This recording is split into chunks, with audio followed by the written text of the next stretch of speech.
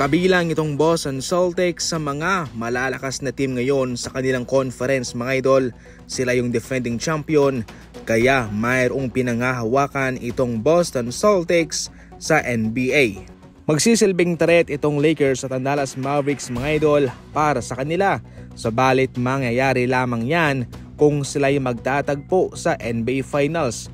Dahil kung tutuusin ay magkaibang nga ho ang kanilang conference. Sa kanilang post-game pagkatapos ng laban, mayroong mga reporter ang nagkukumahog na tanungin itong si Coach Joe Mazzulla patungkol sa nangyaring trade.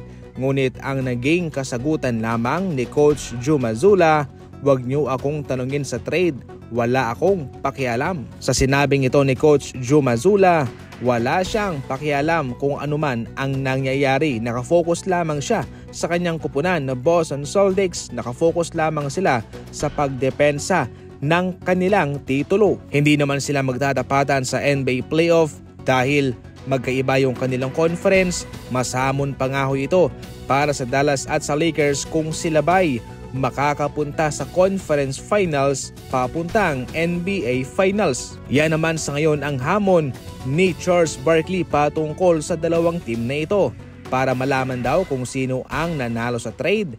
Ibig sabihin nito ay kinakailangang patunayan daw ng Dallas Mavericks at ng Los Angeles Lakers sa NBA Finals. Ngunit dahil nasa isang conference lang itong dalawang team na ito mga idol, kung saan sa Western Conference mayroon talagang malalaglag sa kanila. Kaya para malaman daw kung sino ang totoong nanalo sa trade na ito, dapat patunayan ng Dallas Mavericks at ng Lakers na pwede silang magkampiyon gamit ang kanilang mga nakuhang manlalaro. Dahil kung sakaling pareho silang mabibigo, siguradong silang dalawa ang parehong talo. Sa naging komento naman ni Dwyane Wade patungkol sa nangyaring trade, wala daw mga players na na-involved dito.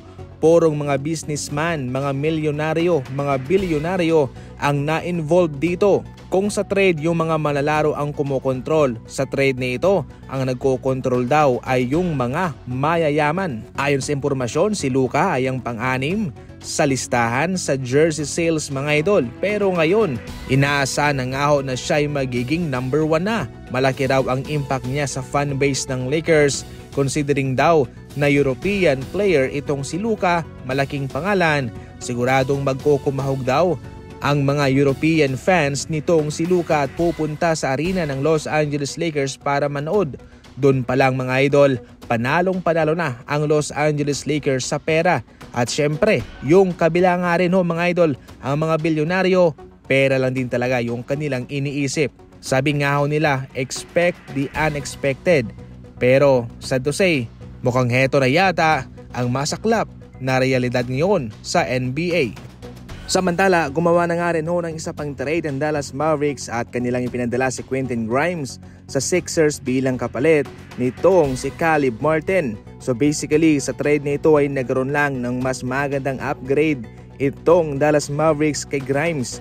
Para yung shooter ang dalawang ito, mas maganda nga lang dumepensa itong si Caleb Martin mga idol.